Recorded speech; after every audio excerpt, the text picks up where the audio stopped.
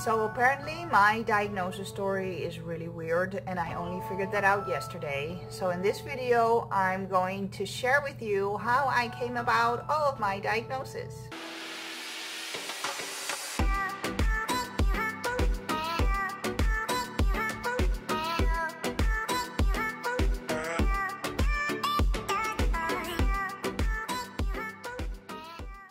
Hi, my name is Natalie and I'm the founder of the Unchargeables chronic illness support group, and I'm here today in Boston. And yesterday I've been to an event, a meetup for the We Go Health company, and I spoke to a bunch of other patient leaders and people working at We Go Health, and while talking to them I realized that my diagnosis story is really weird.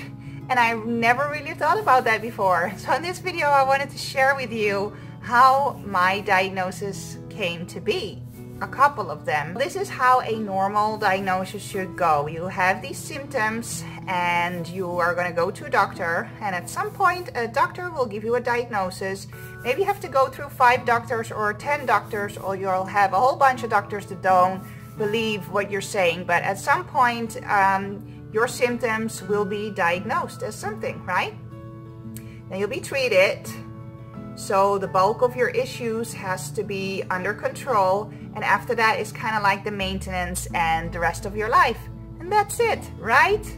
Not for me. I have been having issues ever since I was 14 years old, and I always had unexplained pains that I had scans for and tests for and everything. You can listen to all my weird stories in my other videos about how I knew about my Graves' disease and how my pregnancy was horrible and it turned out to be Hashimotos disease. I also have fibromyalgia, and that one was also not diagnosed normally by a doctor. My fibromyalgia story starts like this. I was about 16, 17 years old, and I went to my general practitioner, and he's like, well, it's all in your head, like fibromyalgia or this chronic fatigue thing. It's all in your head, and you're just gonna have to deal with it. Here are some painkillers and you should be fine. So that's when I first heard about fibromyalgia and chronic fatigue, and I didn't really think about it anymore because I was a teenager and that's what my doctor told me. And I knew it wasn't in my head, but I also didn't really do anything with it until years later. I had a chiropractor, and he was helping me because I was always hurting, and at some point I had trouble walking upright, and he was helping me fix my body basically, and he told me that it seemed like I had fibromyalgia. And then I told him, oh, my general practitioner told me that, but he also said it's all in my head and I can't do anything about it anyway, and he didn't want to give me a label of being sick at such a young age. So he basically didn't. Then my chiropractor was like, wow, that is so not true. So I'm just going to treat you as if you have been diagnosed with fibromyalgia. He did that, and he gave me some low impact exercises, and he gave me some dietary advice, and he told me where else to look for information. I started hydro relaxation. That's these exercises you do while floating in a hot water pool. When you're the person floating, the other person you're with or who's in your class is like moving your body around, so you're completely relaxed but your muscles are moving, and that worked wonders for me. That was really amazing. And from there on, while my health started to change and decline basically, at some point in my journey years later, I was referred to another general practitioner. I wound up going to the rheumatology department, and they were checking what was wrong with me. At this point, my shoulder was locked and I couldn't lift my arm. I couldn't move my arm at all. And they wanted to see what was wrong with me. Did a bunch of tests, never found anything. They were looking at neurological damage or rheumatoid arthritis or something like that. I didn't have any markers for that. They were looking like in my muscles, my joints, my brain, and they couldn't find anything. And they were like, well, it looks like fibromyalgia, but this was about, I think, 15 years ago, and they couldn't really diagnose fibromyalgia yet. It's just like if you don't have any of the other things, then fibromyalgia is left. And then I told them that I've been having these treatments for fibromyalgia and that was working. So that's kind of like how I got my fibromyalgia diagnosis. So that was a little bit weird. But the weirdest one of all was my Hashimoto's diagnosis. I have been having these thyroid issues because I've had Graves' disease when I was a teenager. When I got pregnant, my health really bombed. I was so tired, I was in pain, I was getting depressed after my daughter was born, and not right after my daughter was born, but like a couple months after. Nobody diagnosed me properly. So they sent me to a depression clinic and I had behavioral therapy. After about 2 or 3 months of behavioral therapy, they figured out that my thyroid was just not doing anything at all anymore. And they just gave me Synthroid. I was on it and they told me, well, your levels are fine, so you're fine. But I still had all of these symptoms, but those were never addressed. And at some point, I read this article on a website called Stop the Thyroid Madness. I recognized all of my symptoms. I recognized all of these things they said about pregnancy. So they put me on Synthroid, but my symptoms kind of were still there. The depression was gone. I didn't have the weird hallucinations and I could still stay awake.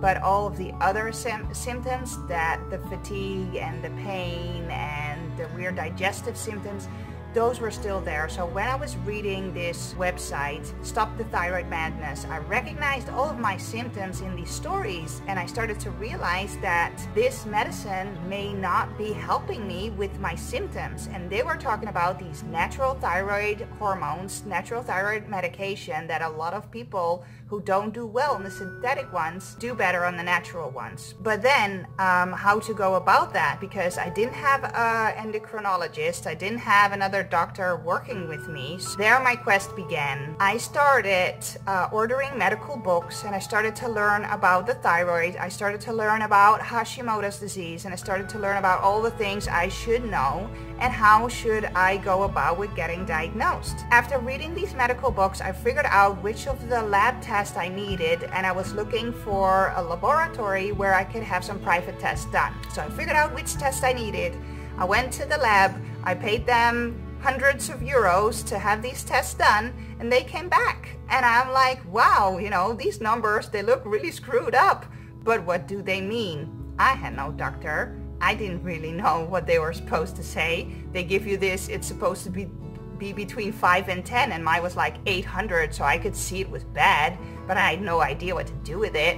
So on I went on the internet again and I found a Facebook group, Hashimoto's 411 or 0411 it was called, and I posted the results in there and I was like, can somebody help me figure out exactly what this means? This was when a nurse practitioner from California messaged me and she said, you are very sick, you need to talk to your doctor. And I told her, I don't have a doctor, so I'm trying to figure all this out by myself. And that's when she took it upon herself to help me and to guide me to find the right natural hormones for my thyroid, to balance out my diet, and to start me on some supplements and everything. And that's kind of like how I went about it. Then after I did all of this, I went to the hospital. By this time I was living in Spain. I went to the hospital in Spain and I showed them the private tests and I was like, I would like to get an official diagnosis for my thyroid and here are my test results. And they were like, okay, that's very unusual and weird, but yes, we can see you do have Hashimoto's disease. And that's how they put the diagnosis in my medical file. So it's the craziest story ever. Fibromyalgia and Hashimoto's are now both officially in my medical records, but no doctor figured it out for me.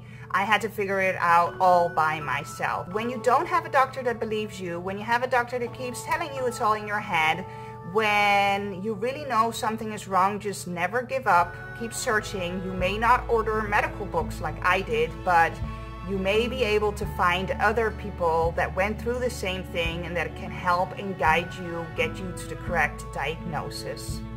I hope this story will help you in some way, and if you like this video, hit the like button, follow us, subscribe, and I'll see you in the next video.